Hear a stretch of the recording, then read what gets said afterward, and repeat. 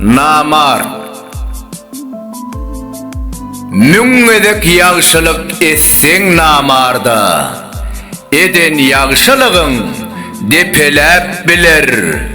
Eger bir yağşılık etsen bir merde her bir yağşılığın müngedek biler. Namardın avray hormatı olmaz. Yalan sözlemekten asıl utanmaz.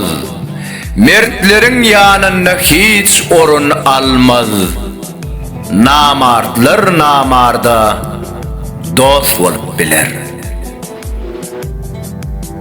Namartlığın dostluğu gitmez uzağa. Bir gün öz dostunu salar dozağa.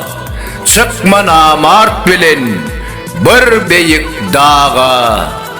Çünkü dağdan seni indirip biler.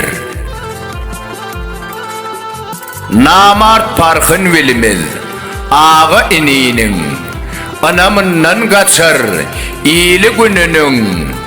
Namartlar her zaman İslam dininin düşmanı şeytana öğrülüp biler.